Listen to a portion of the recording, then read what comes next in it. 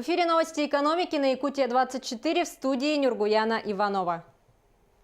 В 2019 году объемы дотаций в Якутию на выравнивание бюджетной обеспеченности будут увеличены почти на 3 миллиарда рублей.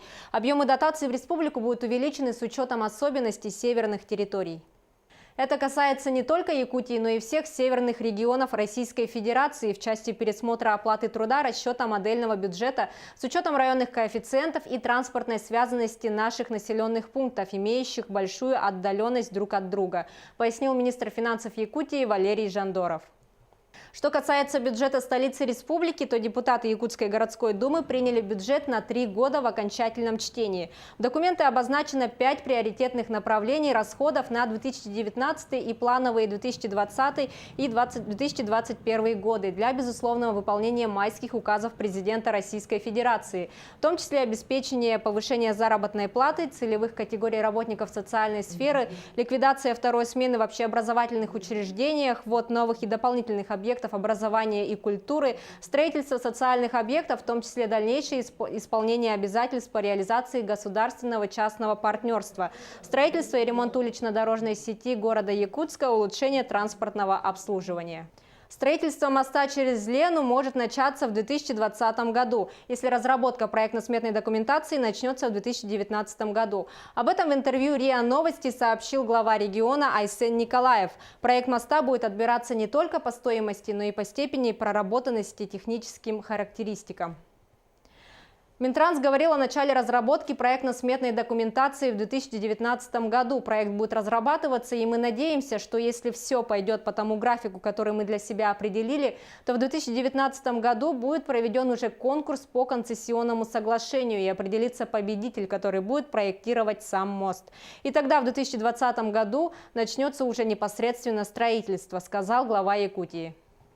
Также в интервью изданию РИА Новости руководитель региона рассказал о сотрудничестве Якутии с международными инвесторами. Так, по его словам, китайские инвесторы хотят работать только по сырьевым проектам. Опускать на месторождение китайские компании не очень разумно.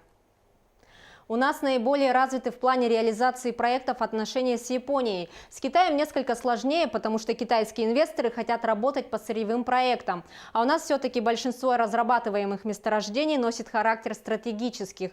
Пускать туда китайские компании не очень разумно, тем более, что под добычу полезных ископаемых есть российские инвесторы. И тут в иностранных мы не особо нуждаемся, сказал он.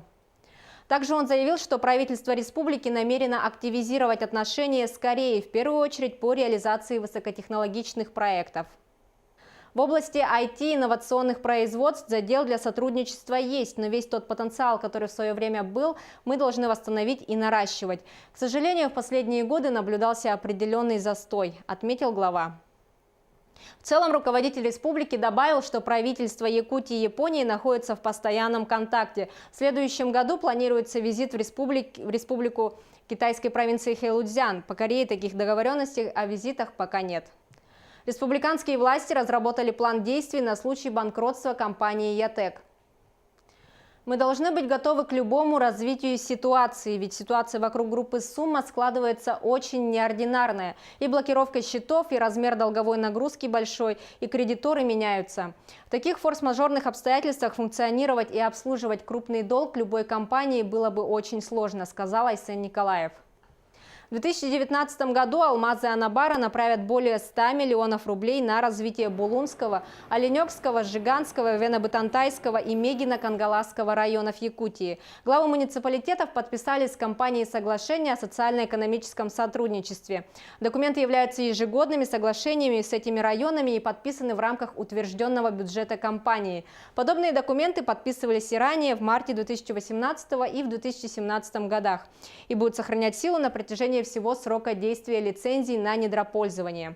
Отметим, что соглашение с администрацией Мегино-Кангаласского района подписано с учетом того, что на территории района компания рассматривает вопросы строительства логистических мощностей.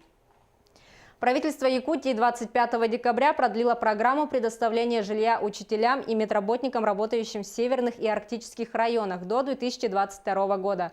Изменениям также подлежит и процесс предоставления выплат. Вместо ежегодного перечисления на депозитные лицевые счета участников мероприятия 10% стоимости типовой однокомнатной благоустроенной квартиры предлагается перечислять социальную выплату в полном объеме в год окончания 5-летнего срока.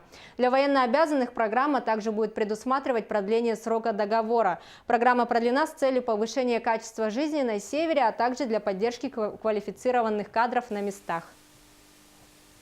Оператор карты «Мир» начал оценивать благонадежность клиентов. Собственная система оценки состоятельности клиентов запущена в пилотном режиме национальной системой платежных карт оператором карты «Мир».